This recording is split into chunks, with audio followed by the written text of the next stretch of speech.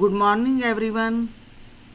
बच्चों, आज हम भीम राव अंबेडकर साहब का रचित लेसन श्रम विभाजन और जाति प्रथा आगे के क्वेश्चन आंसर डिस्कस करते हैं। 3 क्वेश्चन आंसर हम कर चुके हैं। तो देखिए क्वेश्चन नंबर 4।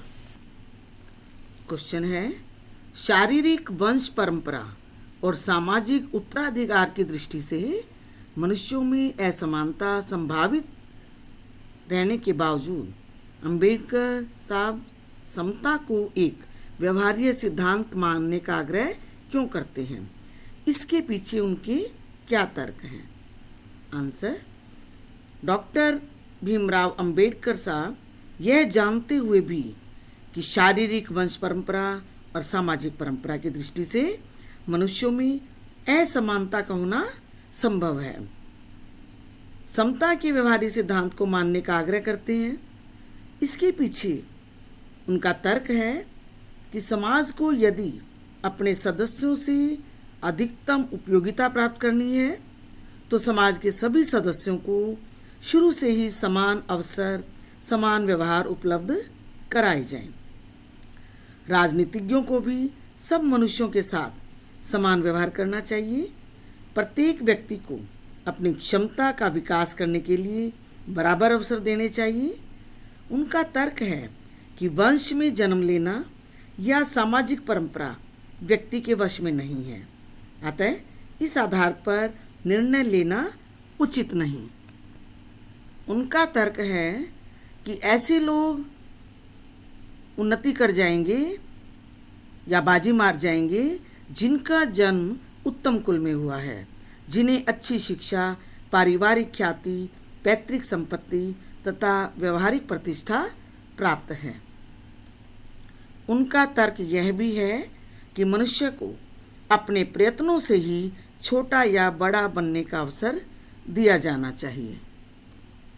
अतः भीमराव अंबेडकर साहब समता को व्यवहार्य सिद्धांत मानने के पक्षधर थे।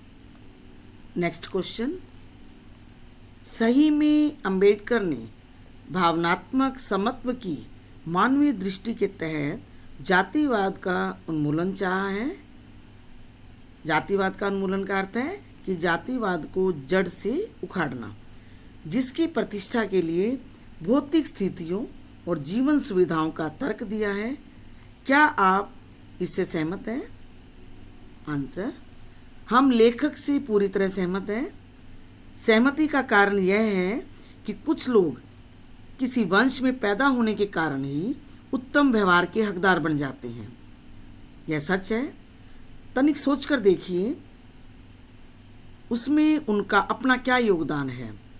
सामाजिक परिवेश भी व्यक्ति को सम्मान दिला देता है, उसमें भी व्यक्ति की क्षमता का मूल्यांकन नहीं हो पाता। मनुष्य की महानता उसके प्रयत्नों के परिणाम स्वरूप तय होनी चाहिए। मनुष्य के प्रयत्नों का भी सही मूल्यांकन तभी हो सकता है जब सभी को समान अवसर मिले। उदाहरण के लिए, गांव के अथवा नगर पालिकाओं के विद्यालयों में पढ़ने वाले बच्चे महंगे स्कूलों में पढ़ने वालों का मुकाबला कैसे कर सकते हैं?